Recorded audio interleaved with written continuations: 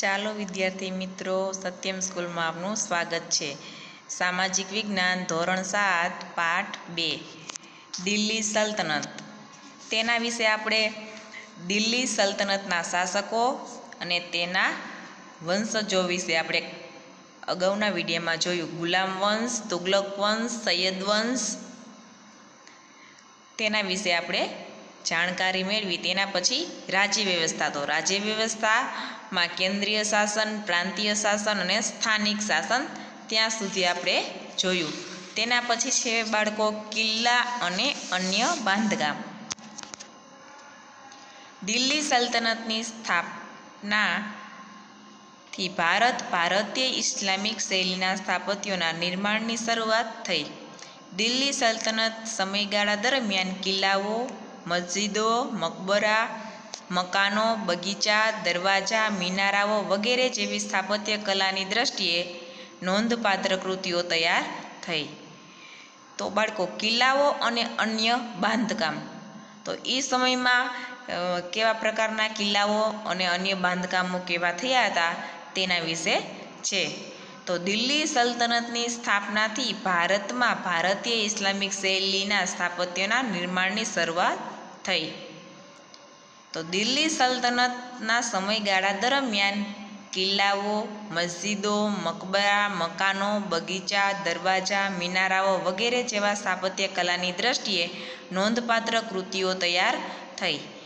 તો બાળકો, પ્રશ્ન પૂછવામાં આવે કે દિલ્હી સલ્તનત કાળમાં કઈ કઈ કૃતિઓ તૈયાર કરવામાં આવી હતી. તો તેમાં આવે કે કિલ્લાઓ, મસ્જિદો, મકબરા, મકાનો, બગીચા, દરવાજા, મિનારાઓ વગેરે જેવી સ્થાપત્ય કલાની કૃતિઓ તૈયાર થઈ હતી. કુતુબ મિનાર. કુતુબુદ્દીન ઐબકના સમયમાં દિલ્હીમાં કુવત ઉલ ઇસ્લામ નામની મસ્જિદનું નિર્માણ થયું. ઐબકે બંધાવેલા બીજી મહત્વની ઇમારત કુતુબ મિનાર છે. કુતુબ મિનારના સમયમાં તેનો એક જ માળ બાંધી શકાયો. તેના અવસાન બાદ બાકીનું કામ ઇલ્તુત્મિશે પૂર્ણ કરાવ્યું. ફિરોઝ શાહ, તુગલક અને સિકંદર લોદીએ તેનો જીર્ણોદ્ધાર કરાવેલો. કુતુબુદ્દીન ઐબકે નિર્મિત અન્ય એક ઇમારત ઢાઈ કા ઝોપડા નામની મસ્જિદ જે અજમેરમાં આવેલ છે. ઇલ્તુત્મિશના સમયમાં સમી ઈદગાહ અને જુમા મસ્જિદનો સમાવેશ થાય છે. ખલજી વંશ દરમિયાન અલાઉદ્દીન ખલજીએ બંધાવેલ અલાઈ દરવાજા નામનો પ્રવેશદ્વાર, સિરી નામનો કિલ્લો અને સિરી નામનું નગર તથા હોજ-એ-ખાસનો સમાવેશ થાય છે. તુગલક શાસન દરમિયાન તુગલકાબાદ, ફિરોઝાબાદ, હિસાર, જૌનપુર, ફિરોઝપુર, ફતેહાબાદ વગેરે નગરો વસાવવામાં આવ્યા. આ સમયગાળા દરમિયાન કિલ્લામાં અનેક કિલ્લાઓ, મસ્જિદો, તળાવો, મહેલો, સ્નાનાગારો, મકબરાઓ, પુલો, સરાઈઓ, બગીચાઓ વગેરેનું નિર્માણ થયું.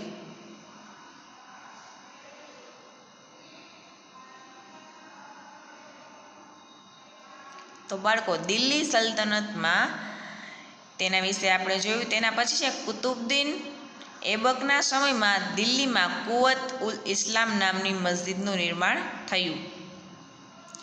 ઐબકે બંધાવેલ બીજી મહત્વની ઇમારત કુતુબ મિનાર છે.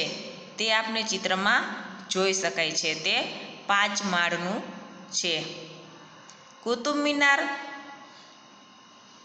એ કુતુબુદ્દીન ઐબકે બંધાવેલો છે. કુતુબુદ્દીનના સમયમાં તેનો એક જ માળ બાંધી શકાયો. એના સમયમાં પોતે એક જ માળ બાંધી પછી તેમનું અવસાન થઈ ગયું.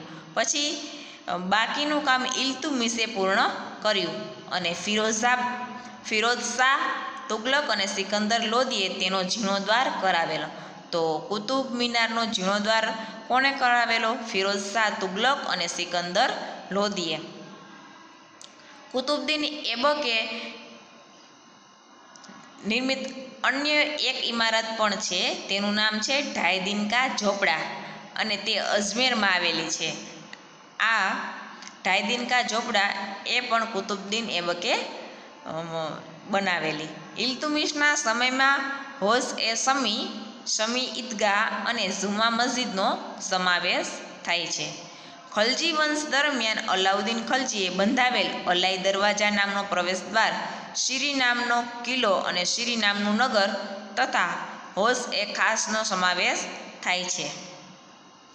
તુગલક શાસન દરમિયાન તુગલકાબાદ, ફિરોઝાબાદ, હિસાર, જૌનપુર, ફિરોઝપુર, ફતેહબાદ વગેરે નગરો વસાવવામાં આવ્યા અને આ સમયગાળા દરમિયાન દિલ્હીમાં અનેક કિલ્લાઓ, મસ્જિદો, તળાવો, મહેલો, સ્નાનાગારો, મકબરાઓ, પુલો, સરાયો, બગીચાઓ વગેરેનું નિર્માણ થયું.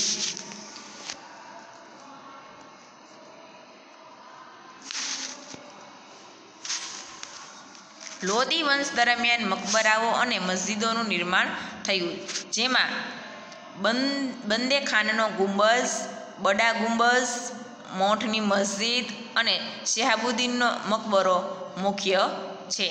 તો સૈયદ અને લોદી વંશ દરમિયાન પણ મકબરાઓ અને મસ્જિદોનું નિર્માણ થયું હતું. તેના નામ છે ગુંબઝ, બંદે ખાનનો ગુંબઝ, બડા ગુંબઝ, મોઠની મસ્જિદ અને શિહાબુદ્દીનનો મકબરો એ મુખ્ય ગણવામાં આવે છે.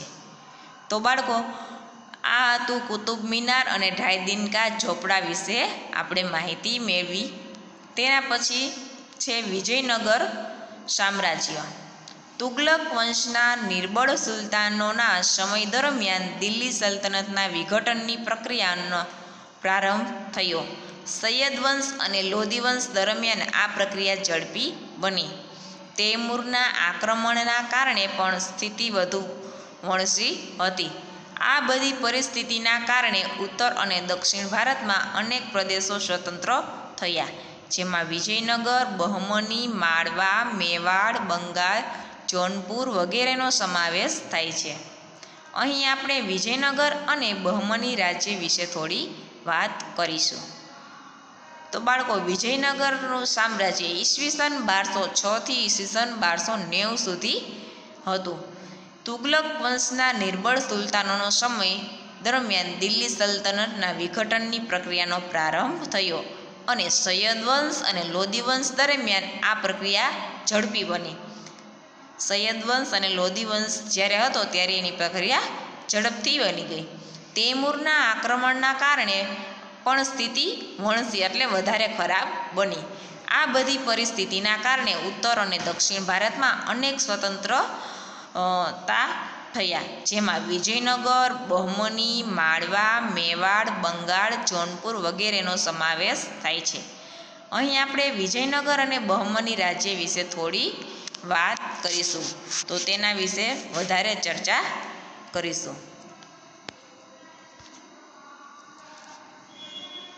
હરિહરરાય અને બુક્કારાય નામના બે ભાઈઓએ ઈસવીસન 1336માં તુંગભદ્રા નદીના કિનારે પોતાના રાજ્યની રાજધાની બનાવી વિજયનગર સામ્રાજ્યનો પાયો નાખ્યો. શરૂઆતમાં આ નગર તેમના ગુરુ સ્વામી વિદ્યારણ્યના નામ પરથી વિદ્યાનગર તરીકે ઓળખાયું અને પાછળથી તેમના સમ્રાટોની લશ્કરી સફળતાના કારણે તે વિજયનગર તરીકે ઓળખ પામ્યું.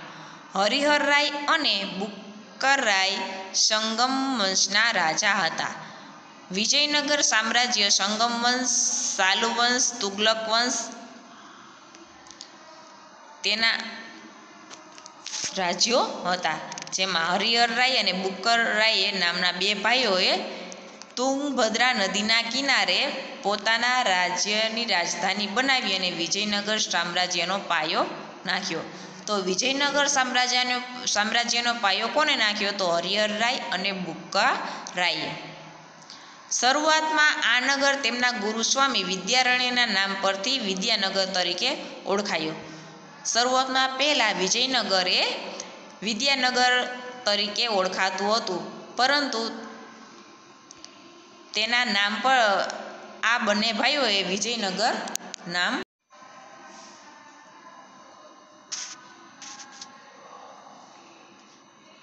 હરિહરરાય અને બુક્કારાય નામના બે ભાઈઓએ તુંગભદ્રા નદીના કિનારે પોતાના રાજ્યની રાજધાની બનાવી વિજયનગર સામ્રાજ્યનો પાયો નાખ્યો. શરૂઆતના આ નગર તેમના ગુરુ સ્વામી વિદ્યારણ્યના નામ પરથી વિદ્યાનગર તરીકે ઓળખાયું અને પાછળથી તેમના સમ્રાટોની લશ્કરી સફળતાના કારણે તે વિજયનગર તરીકે ઓળખ પામ્યું. હરિહરરાય અને બુક્કારાય સંગમ વંશના રાજા હતા અને વિજયનગર સામ્રાજ્યમાં સંગમ વંશ, સાલુ વંશ, તુગલક વંશ અને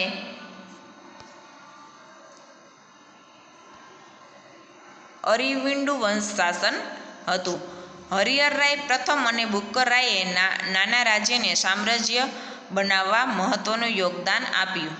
સાલુ વંશનું શાસન 20 વર્ષ ચાલ્યું અને ત્યારબાદ તુલુ વંશની સ્થાપના થઈ. તો હરિહરરાય પ્રથમ અને બુક્કરાય નામના રાજ્યોને સામ્રાજ્ય બનાવવા મહત્વનું યોગદાન આપ્યું. સાલુ વંશનું શાસન 20 વર્ષ ચાલ્યું અને ત્યારબાદ તુગલક વંશની સ્થાપના થઈ. તેના પછી છે તુલુ વંશમાં કૃષ્ણદેવરાય જેવા શ્રેષ્ઠ શાસક થયો, જે માત્ર તુલુ વંશનો જ નહીં સમગ્ર વિજયનગર સામ્રાજ્યનો સર્વશ્રેષ્ઠ શાસક સાબિત થયો. એટલું જ નહીં, તેને ભારતના એક મહાન શાસક બનાવવાનું ગૌરવ પણ મળ્યું. તેણે શાસન દરમિયાન અનેક વિજયો હાંસલ કર્યા. કૃષ્ણદેવરાયનું મોટા ભાગનું જીવન યુદ્ધભૂમિ પર પસાર થવા છતાં તેણે વહીવટી તંત્રની ઉપેક્ષા કરી નહોતી. તેણે રાજ્યમાં તળાવો, નહેરો ખોદાવી ખેતીવાડીને સમૃદ્ધ કરી, કેટલાક અયોગ્ય વેરાઓ નાબૂદ કરી અને પ્રજાનો પ્રેમ મેળવ્યો. વિજયનગરની પાસે નાગલપુર નામનું નગર વસાવ્યું અને તેને અનેકવિધ ઇમારતો અને મંદિરોથી શણગાર્યું. કૃષ્ણદેવરાય પોતે વિદ્વાન હતા. તેમણે સંસ્કૃત અને તેલુગુ ભાષામાં કેટલાક ગ્રંથો લખ્યા હતા. તેના સાહિત્ય કલાનો ઉત્તેજનાને કારણે તે આંધ્રના ભોજ તરીકે ઓળખ પામ્યા.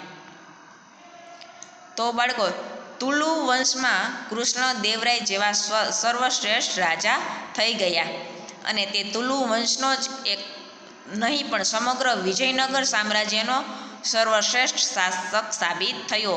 એટલું જ નહીં પણ તેને ભારતના એક મહાન શાસક બનવાનું ગૌરવ પણ મળ્યું અને તેના શાસન દરમિયાન અનેક વિજયો તેમણે હાંસલ પણ કર્યા. કૃષ્ણદેવરાયે મોટા ભાગના જીવન પોતાનું યુદ્ધભૂમિ પર પસાર કર્યું હોવા છતાં તેમણે વહીવટી તંત્રની પણ ઉપેક્ષા કરી નહોતી.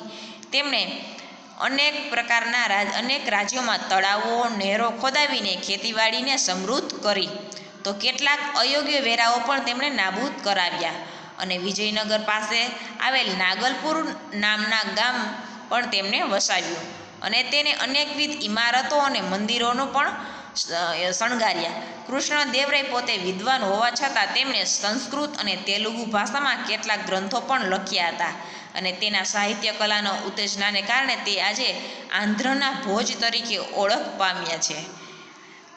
આંધ્રના ભોજ તરીકે ઓળખ પામ્યા કૃષ્ણદેવરાય. તો કૃષ્ણદેવરાયના અવસાન બાદ વિજયનગરમાં આંતરિક સંઘર્ષ અને કાવતરા શરૂ થયા. 23 જાન્યુઆરી 1565ના તાલીકોટના યુદ્ધમાં મુસ્લિમ રાજ્યોના બનેલા સંઘની સામે વિજયનગરનો પરાજય થયો અને યુદ્ધ બાદ પણ વિજયનગર સામ્રાજ્ય એક સદી સુધી ટકી રહ્યું, પણ પહેલાં જેટલી ભવ્યતા પ્રાપ્ત કરી શક્યું નહીં. તો બાળકો, કૃષ્ણદેવરાયના અવસાન બાદ વિજયનગરમાં આંતરિક સંઘર્ષો અને કાવતરા શરૂ થઈ ગયા અને 23 જાન્યુઆરી 1565ના તાલીકોટના યુદ્ધમાં મુસ્લિમ રાજ્યોના બનેલા સંઘની સામે વિજયનગરનો પરાજય થયો અને યુદ્ધમાં પણ વિજયનગર સામ્રાજ્ય એક સદી સુધી ટકી રહ્યું, પણ પહેલાં જેટલી ભવ્યતા પ્રાપ્ત કરી શક્યું નહીં.